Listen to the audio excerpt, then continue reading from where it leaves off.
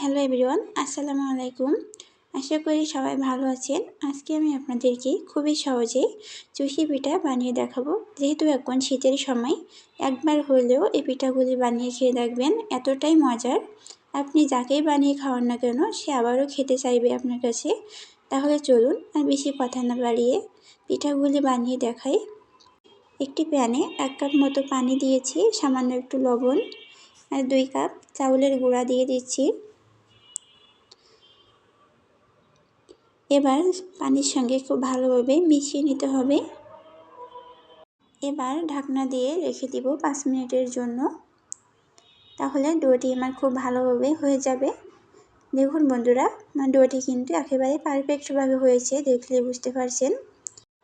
এবার আমি খুব ভালোভাবে মথে নিব, তাহলে পিঠাগুলি বানাতে খুবই সুবিধা হবে। একটু চেষ্টা করবেন ভালোভাবে মথে নেওয়ার। এবার আমি এখান থেকে কিছুটা ডো নিয়ে এভাবে ছোট ছোট করে কেটে নিচ্ছি, তাহলে পিঠা বানাতে অনেকটা সুবিধা হবে।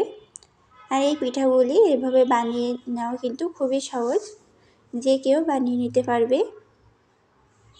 একইভাবে আমি সবগুলি পিঠা বানিয়ে নিয়েছি। দেখুন কতগুলি পিঠা হয়েছে। বানানো কিন্তু খুবই সহজ। এবার আমি চুলায় একটি প্যানে আগের থেকে 1 লিটার দুধ ঘন করে জাল করে নিয়েছিলাম। এবার আমি 2টা তেজপাতা দিয়েছি, 1/2 কাপ মতো নারকেল কোড়ানো। নারকেলটা অবশ্যই দেওয়ার চেষ্টা করবেন, তাহলে পিঠা খেতে খুবই ভালো হবে। 1/2 কাপ খেজুরের গুড়। এবার খুব ভালোভাবে মিশিয়ে নিচ্ছি। দুধে কিন্তু বলক এসে গিয়েছে আমার। সামান্য একটু লবণ দিয়েছি। এবার পিঠাগুলি দিয়ে দিব। পিঠাগুলি দেওয়ার পরে খুব বেশি নাড়ানাড়ি করা যাবে না কিন্তু, তাহলে ভেঙে যেতে পারে। আলতো হাতে এভাবে নেড়ে ছেড়ে দিতে হবে।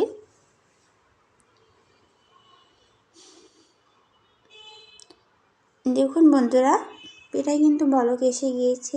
এবার আমি ঢাকনা দিয়ে রেখে দিব 10 মিনিটের জন্য। চুলার আঁচটা কিন্তু অবশ্যই লো হিটে রেখে দিয়েছিলাম। দেখুন আমার পিঠাটা কিন্তু হয়ে গিয়েছে। এবার আমি আপনাদেরকে সার্ভ করে দেখাচ্ছি। দেখলেই বুঝতে পারছেন কতটা লোভনীয় হয়েছে। দেখলে যেন মুখে পানি চলে আসতেছে।